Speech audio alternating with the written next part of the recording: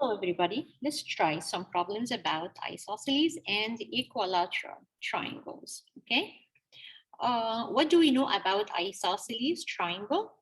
We have two sides, at least two sides are congruent. They share the same vertex, and the base angles are congruent as well. Okay. So, and we know in any triangle, the 3 angles add up to be 180. So the vertex is right here is for this vertex is 44, and we need to find the measure of angle K or angle I. Either or will give, we supposed to get the exact same measurement because they are base angles in an isosceles triangle. So 180 minus 44, whatever you have, you're going to divide it by 2 to get just one angle. Okay, so 180 minus 44, you get 136. So these two angles added together added to be 136, but you need just one angle, which is angle K. So you divide by 2, you get 68. So it has to be 68. Angle K or angle I has to be 68. Okay. In here, what was given? It's the isosceles triangle. You have the base angles that are congruent. That means these two segments are congruent as well. If one side of them is 17, the other side has to be 17. Okay. Here, exactly same thing. The 3 angles add up to be 180, isosceles triangle. So 180 minus 110, whatever you have, you divide by 2 to get just one of the base angles.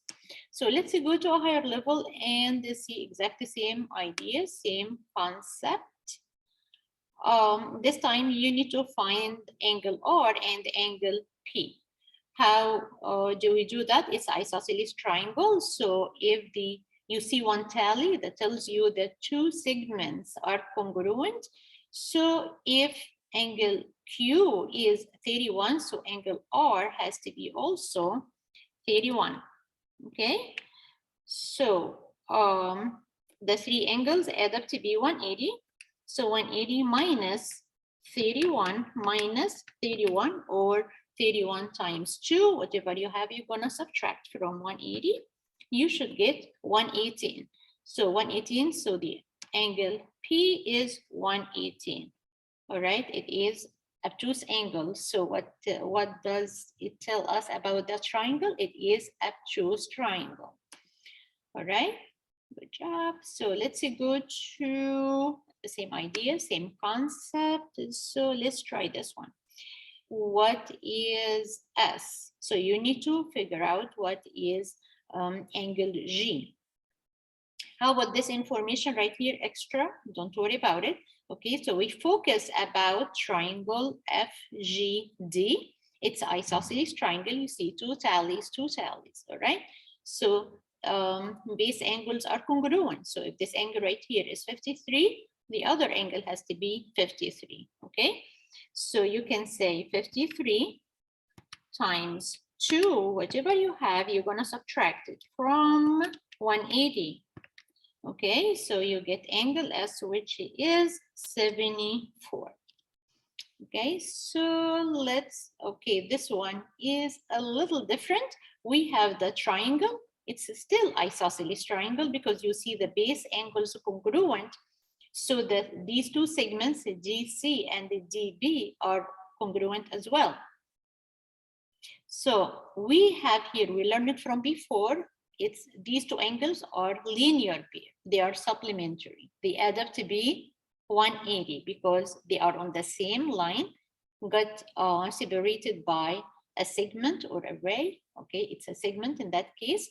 So you say, okay, so 180 minus 105, you get 75.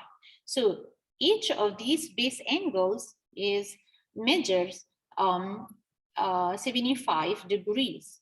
So 75 times 2, you get 150. 150, so the 3 angles add up to be 180. So 180 minus 150, so it is 30 degrees. Okay, so what type of triangle is it?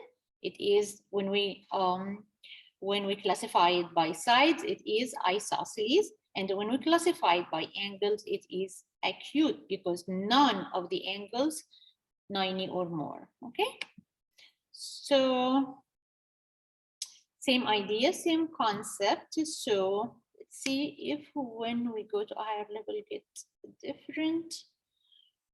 Same idea, same concept. So we know that the other to be 180, they are linear pair, supplementary.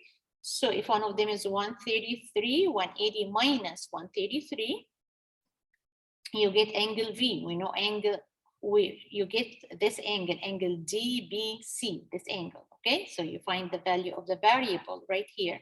We know these two angles, base angles are congruent because isosceles triangle. So 180 minus whatever you get here, here, and here, that should give you the value of angle D. Okay. So keep up the good work. And if you have a question, please let me know and keep up the good work.